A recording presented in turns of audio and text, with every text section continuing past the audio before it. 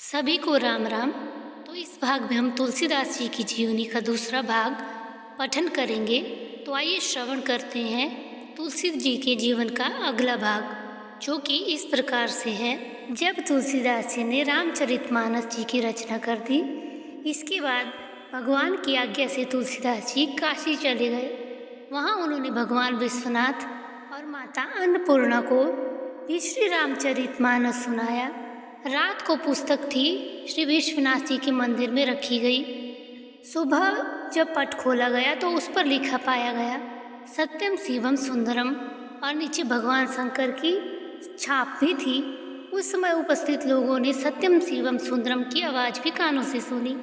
इधर पंडितों ने जब यह बात सुनी तो उनके मन में ईर्ष्या उत्पन्न हुई। वे दल बांधकर तुलसीदास जी की निंदा करने लगे और उस पुस्तक को भी नष्ट करने का प्रयास करने लगे। उन्होंने पुस्तक चुराने के लिए 2 चोर भेजे। चोरों ने जाकर देखा कि तुलसीदास जी की कुटिया के आसपास 2 वीर धनुष बाण लिए पहरा दे रहे हैं। वे बड़े ही सुंदर, श्याम और गौरवर्ण के थे। उनके दर्शन से चोरों की बुद्धि शुद्ध हो गई। उन्होंने उसी समय चोरी करना छोड़ दिया और भजन में लग गए। तुलसीदास जी ने अपने लिए भगवान को कष्ट हुआ जान कुटी का सारा सामान लुटा दिया।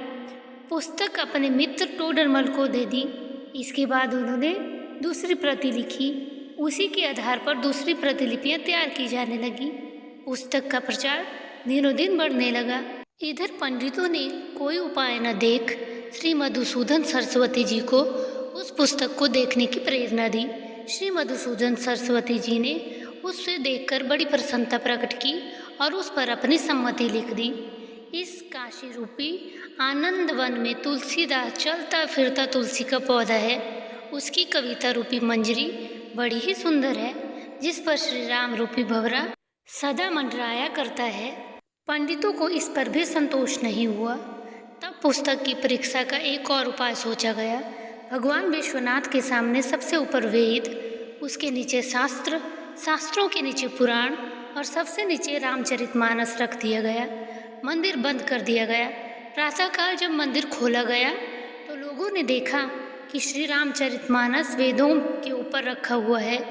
अब तो पंडित लोग बड़े लज्जित हुए। उन्होंने तुलसीदास जी से क्षमा मांगी और भक्ति से उनका चरणोदक किया।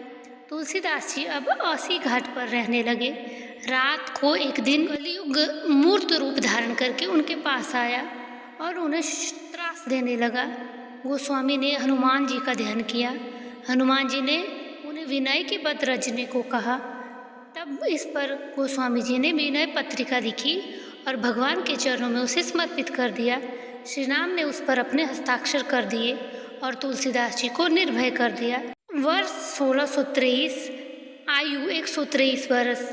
श्रावण कृष्ण तृतीया शनिवार को अस्सी घाट पर गोस्वामी जी ने राम राम कहते हुए अपना शरीर त्याग दिया। तो इस प्रकार श्री तुलसीदास जी की जीवनी समाप्त होती है। सभी को जय सिया राम।